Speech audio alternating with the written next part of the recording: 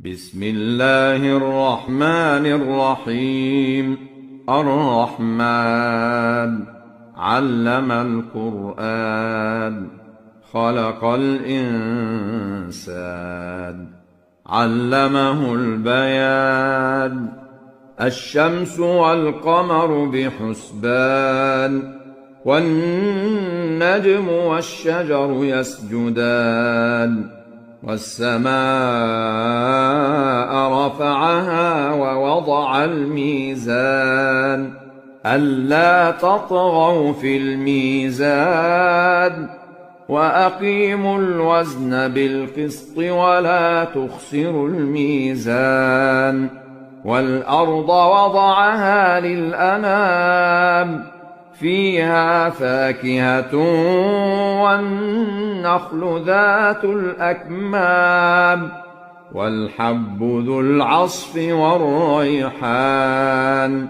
فبأي آلاء ربكما تكذبان؟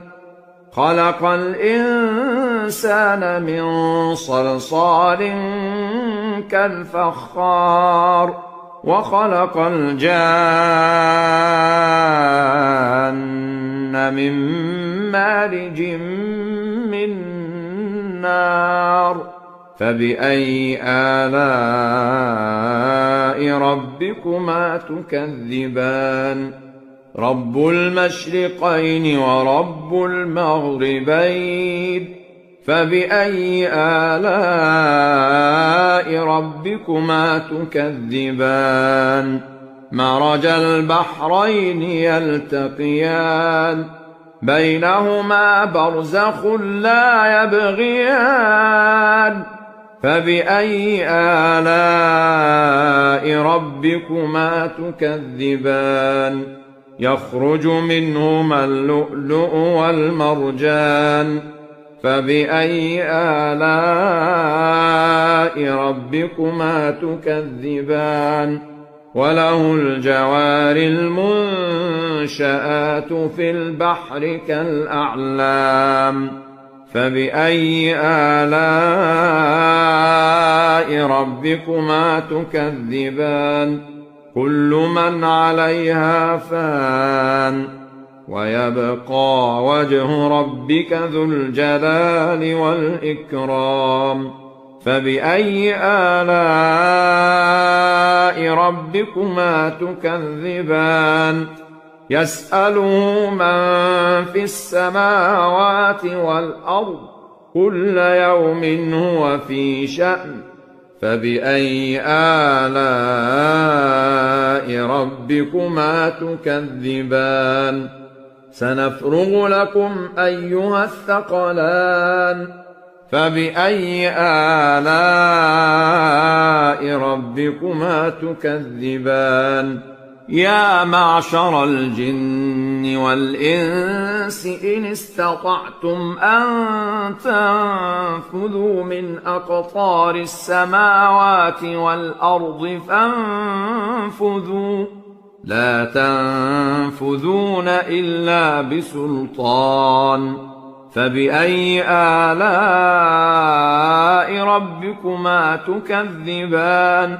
يرسل عليكما شواظ من نار ونحاس فلا تنتصران. فبأي آلاء ربكما تكذبان؟ فإذا انشقت السماء فكانت وردة كالدهان. فبأي آلاء ربكما تكذبان؟ فيومئذ لا يسأل عن ذنبه إنس ولا جان. فبأي آلاء ربكما تكذبان؟ يعرف المجرمون بسيماهم فيؤخذ بالنواصي والأقدام. فبأي آلاء ربكما تكذبان هذه جهنم التي يكذب بها المجرمون يطوفون بينها وبين حميم آن فبأي آلاء ربكما تكذبان ولمن خاف مقام ربه جنتان فبأي آلاء ربكما تكذبان ذواتا أفنان فبأي آلاء ربكما تكذبان فيهما عينان تجريان فبأي آلاء ربكما تكذبان فيهما من كل فاكهة زوجان فبأي آلاء ربكما تكذبان متكئين على فرش بطائنها من استبرق وجنى الجنتين دان فبأي آلاء ربكما تكذبان فيهن قاصرات الطرف لم يطمثهن إنس قبلهم ولا جان فبأي آلاء ربكما تكذبان كأنهن الياقوت والمرجان فبأي آلاء ربكما تكذبان هل جزاء الإحسان إلا الإحسان فبأي آلاء ربكما تكذبان ومن دونهما جنتان فبأي آلاء ربكما تكذبان مدهامتان فبأي آلاء